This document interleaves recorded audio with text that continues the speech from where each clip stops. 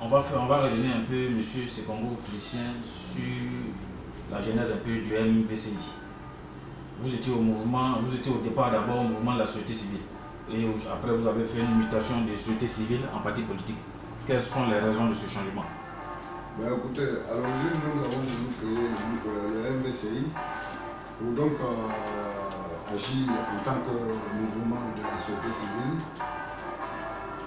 pour agir en tant que mouvement de la société civile, en vue de participer au débat en Côte d'Ivoire, au débat de tout genre.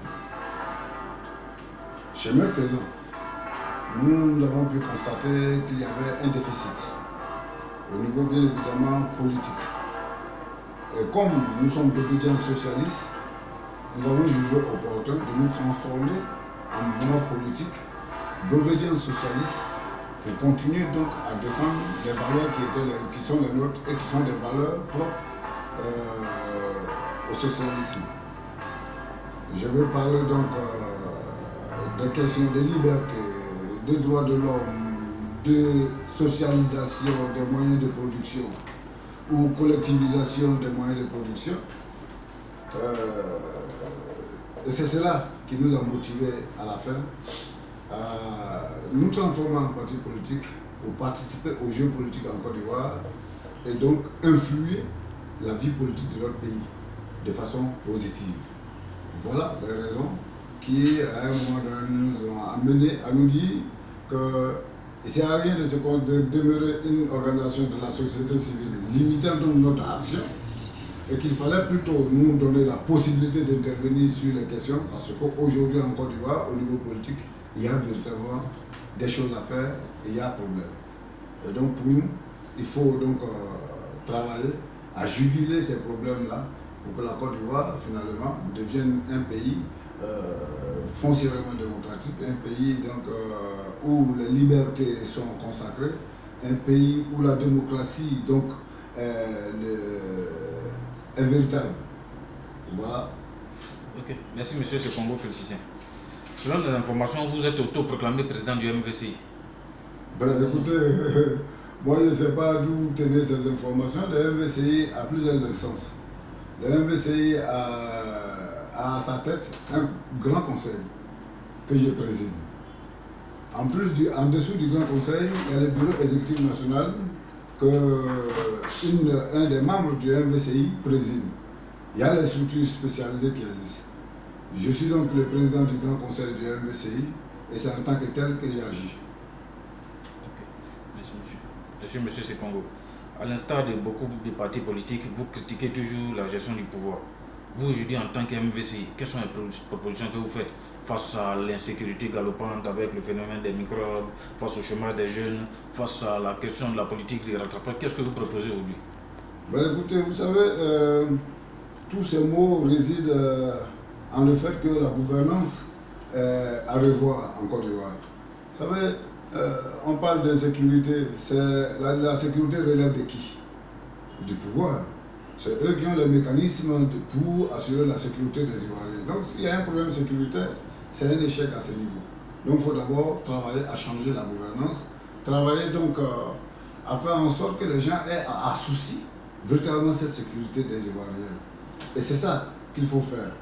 Alors, si à la tête du pays, les gens ne sont pas à même de garantir aux Ivoiriens la sécurité, bien évidemment, il va sans dire que les dirigeants sont donc en échec vis-à-vis donc du devoir qui est le leur. Et donc pour nous, il faut donc revoir les choses, il faut revoir la gouvernance, il faut revoir la manière donc de diriger les pays, il faut revoir donc la classe politique ivoirienne. En tout cas, il faut agir, il faut changer la donne. Ok, merci monsieur Sekongo Félicien. Dernièrement, la Cour africaine des droits de l'homme, y compris certaines ONG avec l'opposition ivoirienne, a estimé que la CEI actuelle là, ne peut pas nous garantir les élections de 2020. Et l'opposition même a même entamé une marche. Premièrement, d'abord, nous n'avons pas vu la coalition selon la Côte d'Ivoire. Mais de deux, le chef de l'État actuel, M. Ouattara, a décidé de maintenir cette CEI. Vous, en tant que coalition, qu'est-ce que vous comptez faire? Mais écoutez, nous, vous savez, D'abord, il faut dire que le problème ivoirien est d'ordre général. Il y a un déficit démocratique. Et pour nous, le problème de la CEI fait partie, si vous voulez, est un problème généré par effectivement ces déficits démocratiques. Comprenez? Donc, réglons le problème au sommet, notamment donc, en réglant le problème de la démocratie en Côte d'Ivoire. Si la Côte d'Ivoire devient démocratique, bien évidemment, des organes censés donc conduire des élections trouveront donc solution au mode de fonctionnement qui aujourd'hui est critiqué et dénoncé. Alors pour nous, la CEI a été mise en place. Il ne faut pas que les gens aient peur du changement. Le changement en l'état actuel des choses, c'est quoi? Hier, cette CEI avait été mise en place par consensus. Aujourd'hui, il y a des formations politiques qui disent qu'ils ne se reconnaissent plus dans cette CEI, vu que cette CEI est caporalisée par le régime en place. Bien évidemment, donc, à partir de cet instant, le consensus est rompu. Sur cette base, il faut repartir à la recherche d'un autre consensus qui puisse donc nous permettre la mise en place d'une CEI qui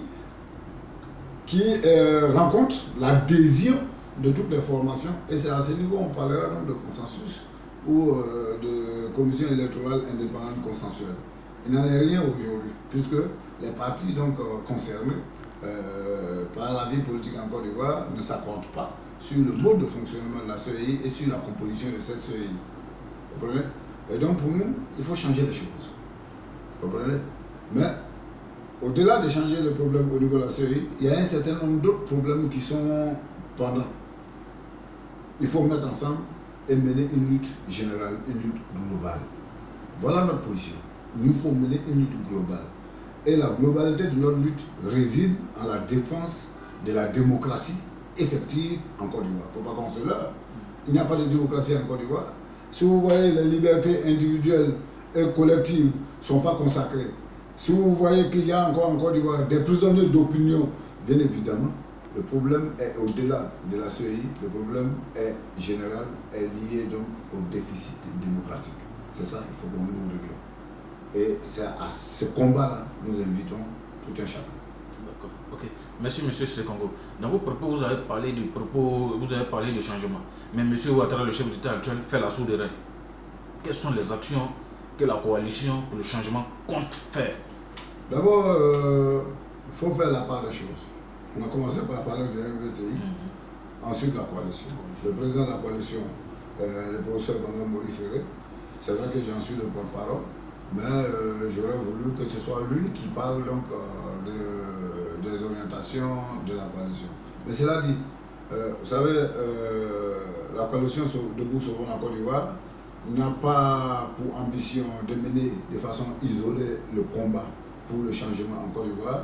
Elle entend donc que toute l'opposition ivoirienne se retrouve être unie autour donc de l'intérêt supérieur de notre pays et ensemble travailler à changer la donne, travailler à imposer au régime en place les changements que nous voulons. Mais écoutez, vous savez, il n'y a rien qu'on donne, il faut aller arracher. Il faut aller arracher. Il faut donc parvenir à imposer aux réfractaires du changement le changement lui-même. Et c'est dans l'action, c'est dans l'unité d'action.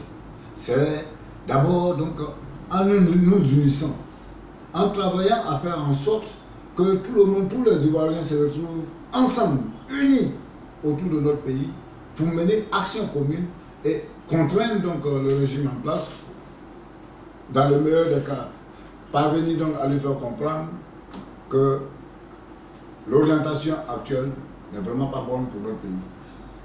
Ni pour l'image, ni pour le prestige, ni pour le développement de notre pays. J'ai eu dit que les gens prédisaient une émergence à la Côte d'Ivoire à l'horizon 2020, mais dans ce contexte, dans cet environnement, cette émergence chimérique. Ok, merci monsieur Sekongo. Pour beaucoup d'Ivoiriens, vous jouez le jeu, c'est-à-dire que vous êtes le levier de M. Ouattara. Parce qu'à la Génère, on se souvient que vous étiez des alliés. Ben, je suis président d'un parti politique qu'on appelle le MVCI. Que les gens me montrent à quel moment le MVCI a été allié de M. Ouattara. En tant qu'individu. En tant qu'individu. En tant qu'individu, j'ai participé à une lutte à un moment donné, dont l'objectif n'était pas la prise du pouvoir par Alassane Ouattara. Revisiter les objectifs du combat des forces nouvelles à un moment donné. Parce que c'est de ça que vous voulez parler, c'est à ça que vous faites allusion. Les forces nouvelles se sont battues contre les formes d'exclusion qui étaient en cours en Côte d'Ivoire, contre l'ivoirité. Les forces nouvelles de Côte d'Ivoire se sont battues à un moment donné, bien évidemment, pour les déficits démocratiques. Rappelons-nous. Aujourd'hui, je vous avoue honnêtement, parler donc de l'histoire de la lutte des forces nouvelles me gêne, parce que pour nous, il est question de ne pas ressasser les choses, mais d'aller dans le sens de changer, d'aller dans le sens de faire évoluer la situation en Côte d'Ivoire. Aujourd'hui, Alassane Ouattara est au pouvoir, le président de la République de Côte d'Ivoire. Hier, si nous nous sommes battus contre des situations données et que sous le régime Alassane Ouattara, les mêmes situations se présentent, bien évidemment, il est de notre devoir, en tant que démocrate, en tant que citoyen ivoirien, mû par la conviction qui est la nôtre, de mener le combat. Vous savez, il y a une nouvelle donne en Côte d'Ivoire qui est triste. Les gens voient en tout et en rien un levier de X ou Y. Non. Personnellement, moi, ce Congo Félicien, je ne serai jamais le levier de quelqu'un. Parce que j'estime que j'ai atteint l'âge de la maturité et à ce niveau-là, on s'assume, on a ses convictions et on fait prévaloir ses convictions. Moi, le combat qui m'intéresse, c'est le combat de la démocratie, de la démocratisation effective de la Côte d'Ivoire. C'est le combat pour pour les libertés générales, donc en Côte d'Ivoire, les libertés individuelles et collectives en Côte d'Ivoire. C'est le combat pour le développement de la Côte d'Ivoire.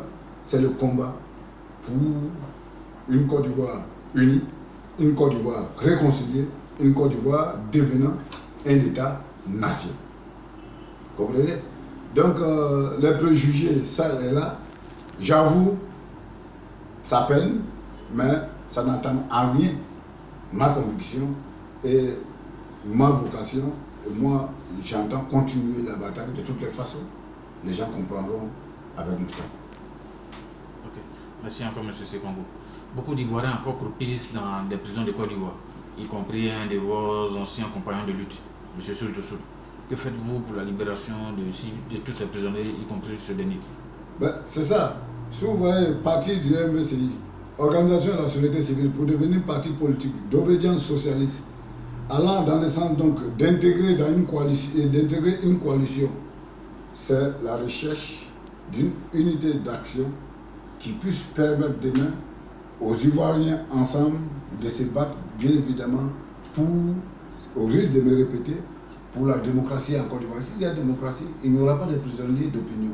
Et à ce niveau-là, pour nous, il faut imposer cette démocratie-là et amener le régime en place à libérer les prisonniers d'opinion. Ok, la dernière question. En 2017, récemment, vous étiez invité dans un parlement, le parlement Karassin de Yopougon.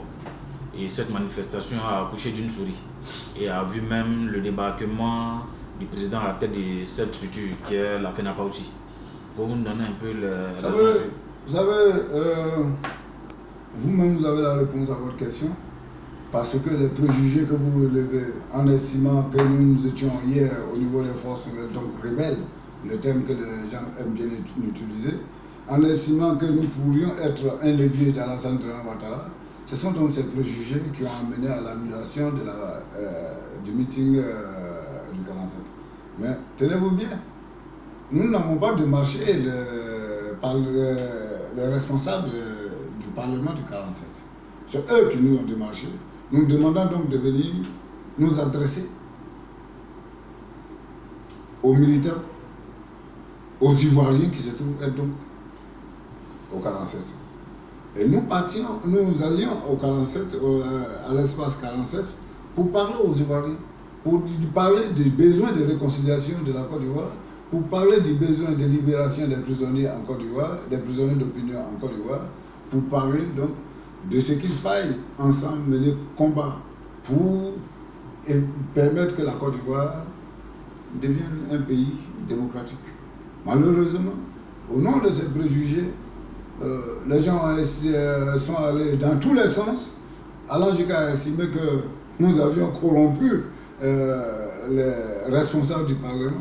Mais écoutez, si je dois corrompre les responsables du Parlement pour qu'ils me donnent la possibilité de m'adresser aux populations, donc aux militants, généralement du RPI, qui se trouve donc à l'espace 47, j'aurais pu donc prendre cet argent de corruption pour vous appeler donc des organisations à organiser un meeting à Bobo, à Yopougon, à Marcory, à Boaké, à Daloa, pour aller m'adresser à eux et parler de ces réconciliations. Non.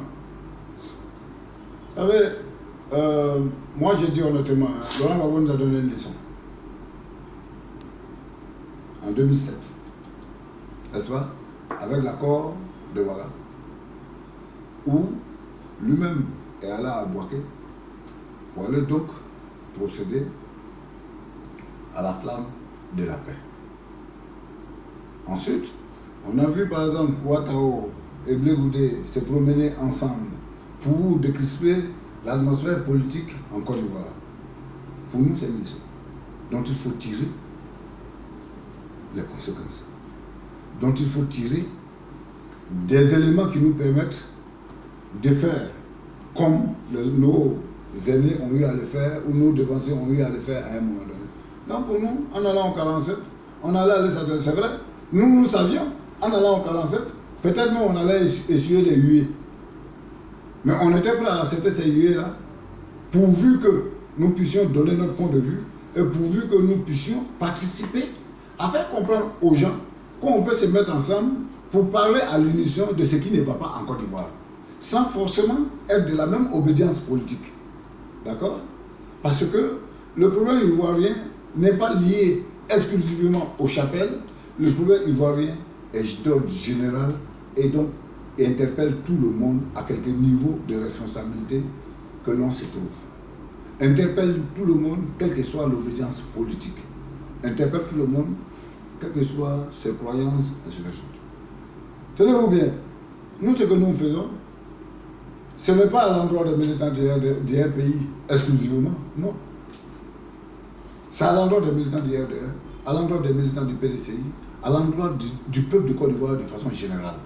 Parce que c'est ce peuple-là qui doit pouvoir comprendre qu'il y a urgence à la maison et il y a besoin de nous entendre, de nous mettre ensemble, de nous retrouver autour de notre pays, notre seul et unique pays, et changer la donne pour que finalement tous les Ivoiriens soient en Côte d'Ivoire.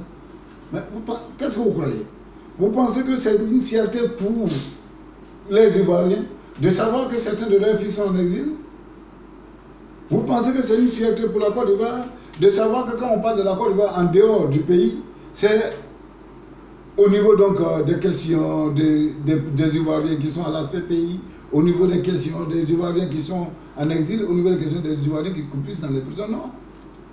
C'est loin d'être une fierté. Et tout démocrate, tout patriote sincère, tout républicain, bien évidemment doit se sentir interpellé à ce niveau-là et comprendre qu'au-delà de ses pensées, au-delà donc de ses intérêts, il y a d'abord l'intérêt de la Côte d'Ivoire.